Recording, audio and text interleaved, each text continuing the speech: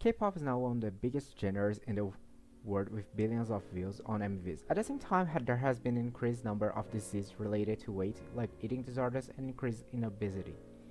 So it's now time to talk about it and see how it relates and how it affects us and the idols.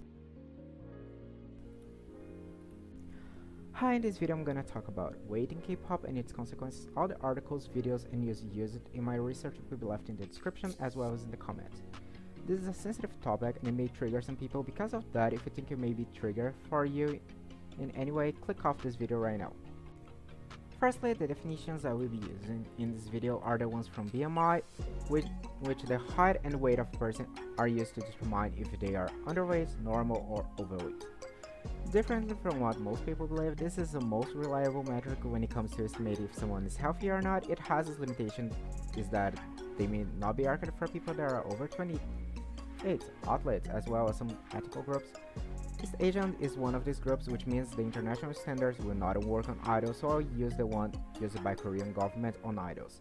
The main difference is that there is a cutoff 2 points in the maximum BMI someone can have to be considered healthy. Just so you know how different this is and how it affects someone's maximum weight, a person with 1.7 meters can have at the most 72 kilograms by international standards and 66 by Korean ones, which means a difference of 6 kilograms.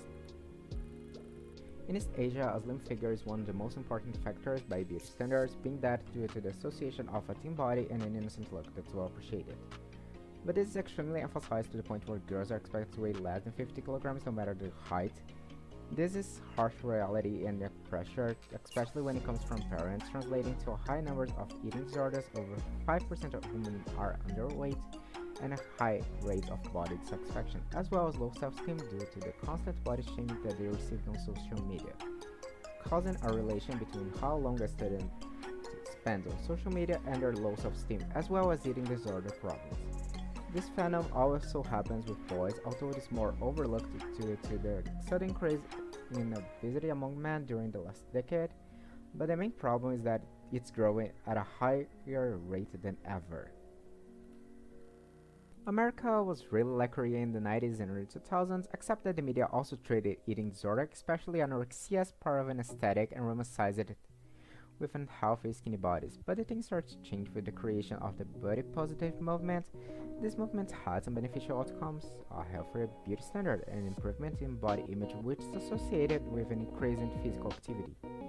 Still, it had negative consequences as well as attacks on slim body types and normalization of obesity. The former is a consequence of their fight against the unhealthy beauty standards that were activated by models through starvation. The activists decided to blame the oppression on the girls since they were the public image associated with this trend, while forgetting that the models did bad by the pressure of the CEOs of the magazines companies as well as the public. In consequences, skinny bodies are now shamed for part of the movement and are portrayed as unhealthy. At the same time, obesity became more normalized in the media with the disseminations of ideas that someone can be healthy at all sizes. Even though obesity is associated with diabetes type 2, heart attacks, cancer, and other health problems, resulting in a lower life expectancy, this led to a comparison of being overweight and smoking, with some research even suggesting that smoking is less damaging to overall health. Also, even people with obesity who are considered metabolic healthy have higher chance of developing chronic disease than those with normal weight. On the other hand, part of the public reacted by shaming the fat artists, saying that they were concerned on their health and that fat people didn't face oppression to justify a social movement. Both allegations are obviously false. Firstly, body shaming someone leads to an increase in stress, which can cause overeating as a coping mechanism, increasing the overweight, while it causes a decline in the body image, leading to an embarrassment to seek help and decreasing the chance of the individual sticking to the treatment and going to the gym. Secondly, fat people are more likely to get not adequate medical attention from doctors due to weight bias, which leads to higher misdiagnostics. This ideology also seems to be growing, as we can see by the promotion of slimmer standards on social media, as well as the relevance of Ozempic medication, with a billionaire even openly talking about it, without any type of warning. By the way, just a disclaimer, Don't search for a generic version of this medication and buy it because that's not legally available. And remember that all medications are drugs, which means they will have side effects that can lead to your death if you're not being followed by a doctor. When K-pop was only marketed in Asia, most idols were positioned only if they got fat, but now with the increased number of Western K-pop fans, idols also get hate when they get on the thinner side due to being allegedly promoting an unhealthy standard and getting accused of starving themselves. At the same time, those Western fans are also likely to use body positive as performative activism, which means they will advocate for what they consider healthy body types unless the idol does something called problematic. This is obviously seen by the way Western K-pop fans treat idols after a scandal, with them shaming idols' bodies to attack them after they are doing something that they dislike. This was seen with tons of idols like Giselle, Wendy, and so many more, considering that idols need to be of the right weight, where they aren't too thick or too thin, but the standard is constantly changing. Differently from what most people think, weight perception depends on the person with the body you have lastly seen. That's the reason why in an experiment, when the research showed a photo of a person with a healthy weight and then an overweight person, the overweight one was seen as healthy. That's the reason why sometimes, even when the idol doesn't change their weight, they will start to gain hate if the members gain or lose weight. That was lastly seen with Rosé of Blackpink, since she started to receive hate after Jisoo and Jennie gained weight, which made her look thinner than during her debut when they were slimmer. Body shaming has also been related to have a bigger impact on people who are underweight like most female idols.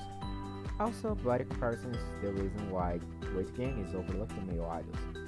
According to the data from our list website, the average BMI of a male idol is 19.4 normal, while for female is 17.16 underweight. This difference is mainly explained by muscles. While women are expected to be as slim as possible, men are also expected to have toned bodies. This leads to men developing muscles, increasing their BMI since they gain weight from muscle mass, and make them have a fuller figure than female idols. This allows their bandmates to gain some weight without them noticing, since by comparison they don't seem that different. While female idols focus more on doing cardio exercise as a way to burn extra calories and be as slim as possible, especially since the ideal body weight for a female idol according to K-pop companies is their height in centimeters less 120. This falls in the underweight range for anyone that's smaller than 1.8 meters. Another problem with idols that to achieve this body, some of them are obliged by the companies to starve themselves. This causes a lack of nutrients and vitamins that affect their immune system, hair and nail growth, digestion and hunger regulation, skin health, and bone health. Also, since this diet is not sustainable in the long term, it starts a yo-yo effect, where they lose weight and gain a lot after they start eating again. Differently from what most people may think, these diets and the desire to lose weight are also common in male in Korea as well as male idols, since tons of them already voice out their dissatisfaction with their bodies or mentioning starve themselves before a comeback. All that is the reason why tons of idols are underweight, which is associated with a higher risk of bone fractures as well as respiratory deaths. Differently from what most people may think, K-pop by itself normally doesn't affect your body image directly. The articles I could find didn't see a direct correlation between low self-esteem and K-pop, except when the fan is obsessed with the idol. According to this research, most K-pop fans worship of their idols fall in the low category, and normally they don't tend to have any issue caused by K-pop beauty standards. But it's changed when the fan worship their idols at the highest level, since that's when they will start to pursue a closer relationship by trying to have the same body type as the idol, leading to them copying the idol's diet and getting plastic surgery. That's more common among teenagers since that's their most vulnerable phase and where they search for models and try to get identification with famous people. All of that may trigger even more the increase of eating disorders around the world that has been growing, especially among boys, and the consequences are worse in this group since it's more difficult for parents to notice, since their eating disorders work differently because they will start to do unhealthy diets that include a high amount of protein, low amounts of carbs, and following tips that may harm them, like dry scooping in order to increase their muscle gain and reduce their body fat. Since those kids are eating proteins, the caretakers normally don't notice their change of habits or that this behavior may have consequences without the supervision of a doctor. As a result, they tend to be more likely to die due to diet and eating disorders than girls. Normally, most of the YouTubers I've watched suggest to the viewers not talk about idols' weight, but that seems extremely unproductive. Since we're not talking to Koreans, since English is not that well known there, and you're saying for someone to not talk about something would just make them want to talk about it more. So here are things I think may help us deal with this. Firstly, take care of yourself. Normally when looking at worldwide problems, we tend to forget about how they affect us. So if you see that K-pop may have a bad impact on your health, trigger you or something, it's probably time to take a break and try to seek help. Secondly, discuss weight. I really think the more we debate about something, the more we can conclude about this topic, so we need to keep on the conversation about body, weight, and how it affects the world. Also, since some idols are come from English-speaking countries, there might be a chance that the people who engage in this conversation will become idols. Third, don't body shame people. That should be obvious, but it's always good to remind K-pop stands of that.